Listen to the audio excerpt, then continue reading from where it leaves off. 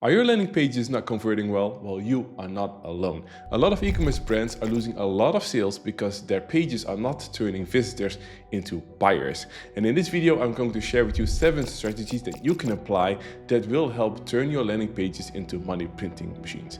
But why following my advice? Why follow these strategies?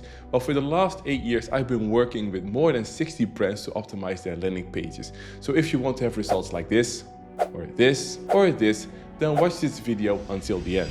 Now, the first strategy that you can apply is to mention the main benefit of your product or your brand and also be specific about it. People see a lot of pages, they maybe compare you with competitors, and they need a quick reason to know why they should buy from you or why they should buy your product. If you force them to do a lot of research only to already kind of have a feeling of why they should buy from you, then you are going to lose them. If they can instantly see, okay, this is what makes this product valuable or interesting, or this is why I should buy from this brand, then they will stay longer and you have a hook and they will be more likely to buy from you. Also be specific about it. So if your product, for example, is very durable, you're selling a durable table, don't just say a durable table, but also mention why it is the case, because you can put a lot of labels on products and claim to be the best or to have a high quality or this and that.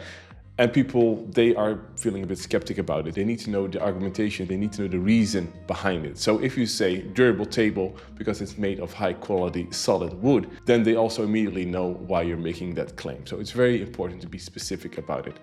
And if you are selling a product that a lot of other competitors also sell, then your main benefit is better about your brand. So maybe it is a certain return policy that you have, or maybe it's a certain training that you can provide so that people can get the most out of the product and service, and therefore they will buy from you. So mention and find that main benefit of your product or your brand and communicate that clearly on the page. The second strategy that you will need to apply is to use social proof. It probably won't surprise you. You hear it a lot, that social proof is important, and it is, because it adds credibility, it adds trust. It's very important also that you use 2 things when you're working with your reviews or ratings. And one is that you also use numbers when you can.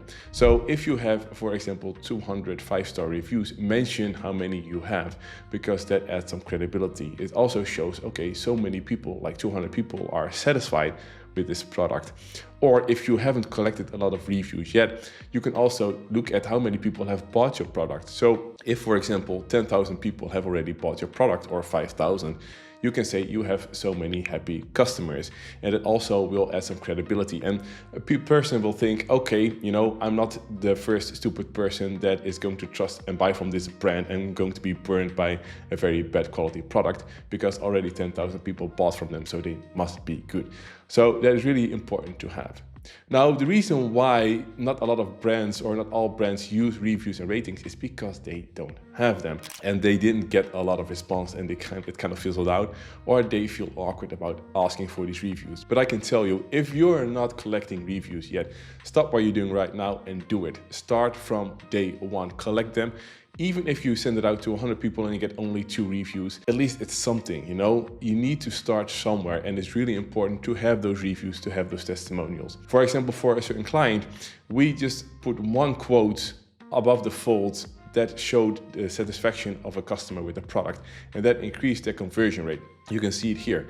And for another client, we did almost the exact same thing. We put it above the call to action, and that increased their conversion rate by more than 5%. So it is very important that you use this because it's very powerful. The third strategy that you will definitely need to apply is to get high quality images.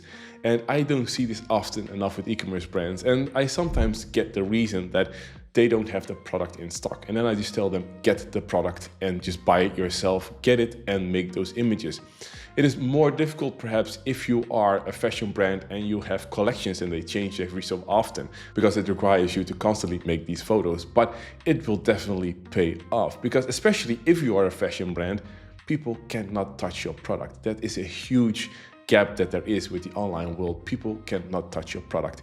And it's not only for fashion, it's also for furniture, even for appliances. People cannot see it in real life. And you need to make sure that if they see something that is of suede, that they can almost feel the texture. You know, if they see silk sheets, that they almost can feel it on their skin. And it's important that you have these high quality images so they can envision that they can almost feel it with their eyes. Now, besides having these high quality images that show, for example, the stitching of the product or the material that it's made of, it's also important that you place them in context, especially if it's a more complex product. How would you use it? Show a person using it. Or if you, for example, sell suitcases, show a person standing next to the suitcase and show their height, because then people can have an idea, okay, this is approximately how high it is, how it will look when I walk with it. Because if they see 55 centimeters, they don't really know how high it is. So it's good to see and to place it into context. You know, I cannot stress enough how important it is to have these high quality images. It will definitely boost your sales. The fourth strategy that you will need to apply is to address any questions or concerns before they can even pop in your customer's head. So if they are on your website, if they are on your landing page, clearly communicate what the shipping is, what the return policy is. Also, the common questions that people have about your product, like what's the material, what's the color, etc. Be sure that you answer these questions, because a person that has doubts, a person that has questions is a person that won't buy. So you need to make sure that you address their fears. Are they maybe concerned about the quality of the product, or how long it will last when they buy it, what the dosage is that they need to apply, or how often they can use the product before it is, finished? Be sure to mention all these things. And if you also are a bit in doubt about the specific questions they might have or how to put it on your page, because it might get too long, you can always put an FAQ at the end. Like for one of our clients, we have put the FAQ on the landing page, and it increased their conversion rate by more than 20%. Like, that's huge. So it shows how powerful it is to address questions that people have, because again, a person that has questions is a person that doesn't buy. All right, so let's go to number 5. Keep it focused and simple. And one big thing here is, for example, the copy, where if you have blocks of text, people are less likely to buy. And why is that? It's because a block of text looks more difficult to read than short paragraphs. And it just works like that in the head, that if something looks more difficult, people just assume that it also will be difficult. Meaning that maybe the product won't be difficult, but maybe the hassle of buying from you, or maybe the customer support that they would get. If they have difficulty somewhere in their head, it's going to reflect on your brand and your product. So make sure that your copy is easy to read, that you use bullet points, that you bold keywords so people can also easily scan the page, and that you use enough paragraphs, enough white space to make sure that it's easier to read. Now, another thing that I see on landing pages is that they have a lot of stuff, and this ties back into keeping things simple. Oftentimes there are upsells, there are related items, some blogs are featured. Like, there's a lot of stuff going on. What do people care about? And people care about information about the product. So what the name, the image, the price, etc. Their questions need to be answered, right? And all the other stuff, that is just extra. You need to, of course, you can add social proof, but all the other stuff you need to add one by one and see what the impact is on the performance. Don't put everything immediately on the page, because that can overwhelm users, and not everything is going to be very important to them. So start with the basics, the information about the product, addressing their concerns and questions, and social proof, and then add the other stuff later, and then monitor whenever you add a new element what it does to the performance of your page. This will definitely make your page more simpler, and you will see that you don't need all that stuff all the time. All right, and now the 6th strategy, the one that you've been all waiting for, because you probably are wondering, when is he going to say that word? Mobile. It's very important to optimize also for mobile, to take mobile into account. And the reason why this is still an important point is because a lot of the time when you are working on your website, you are working on your desktop, you're working on your laptop or computer. And therefore it's still a big factor when it comes to optimizing landing pages, that we are a lot on our laptop or PC. And you need to make sure that your website is mobile optimized, especially with the speed, of course. The page needs to load very fast, because otherwise you will just lose them. But also that things are easy to tap, that they're easy to click on with your big thumbs, right? So make sure that the elements are big enough, that there's enough spacing around clickable elements, that it's just easy to use.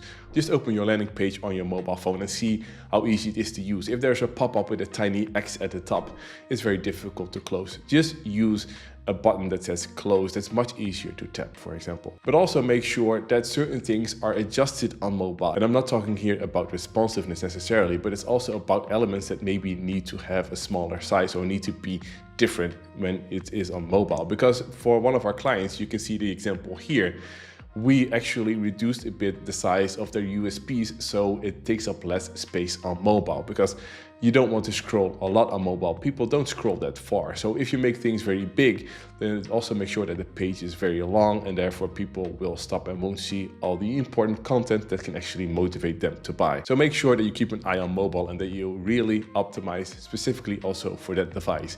It's very easy for developers to make sure that something looks a bit different on mobile than on desktop. The elements on the pages can be adjusted accordingly, so you don't necessarily have the exact same element on desktop and on mobile. You can optimize for those specific devices. And now the seventh strategy, the one that you also have been waiting for, and that is about the call to action, because a lot of the times blogs or videos talk about call to actions and how important they are, and they are. But I'm here to tell you, keep it simple. Because a lot of the times you read or you hear about different copies in call to action, you need to test them, they make huge differences, and they do. But if you are an e-commerce brand, if you want to add something to the cart, which is a lot of the time also a most wanted action on the landing page, just say add to cart or add to bag. Don't confuse it, don't make it a very fancy, weird call to action.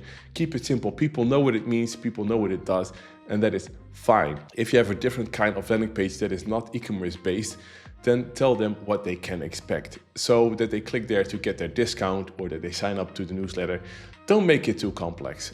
Just keep it simple. People will know what to expect, but make sure that it's visible. Make sure that if you have a long landing page, that it's repeated a couple of times, or make use of a sticky call to action. For example, for one of our clients, we made a sticky call to action, and that increased their conversion rate by 9% because it was easier accessible, it was easier to see, people didn't have to look for it. So make sure that it's also contrasting, that people can clearly see the call to action. If you have a bit of a black and white page, don't make your button also black or white, give it like a distinctive color, and make sure that you don't overthink it, don't overcomplicate it. Make sure that it's just add to cart or add to bag. Don't use buy now if you are selling like furniture, because no one's going to click a buy now button for a bed of $3,000. They want to add it first to their cart. It's a big commitment for them. If they already click on buy now, they might feel that they are already going to use their credit card. So make sure that you take it step by step. Don't come with too big of a commitments in your buttons, but be sure to be clear.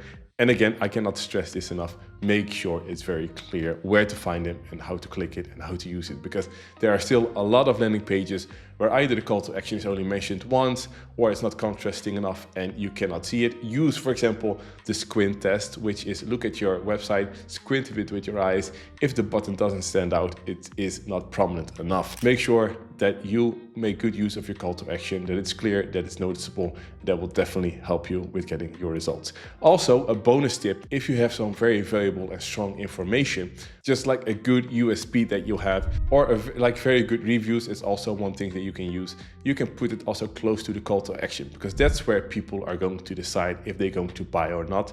And if they are reinforced with a good quote of a review or a USP that you have, then they are more likely to actually pull the trigger, and they would think, oh yeah, let me do it. They have good reviews or they have good USPs. It makes sense to buy here. So that's something that you can also apply. Now, if you're going to apply these 7 strategies, you will see that your landing page will get the boost it needs. But that's not all. There is more to it with CRO in order to make sure that you get more out of your landing pages. But this will definitely give you a great boost from the get-go. Now, if you want to make sure that you make the most out of your landing page and that it's optimized to the fullest, click on the link below and schedule a call with me, and we'll see what we can do for you. And once you do that, be sure to watch this video where I go into what is a good conversion rate for your e-commerce store. See you there.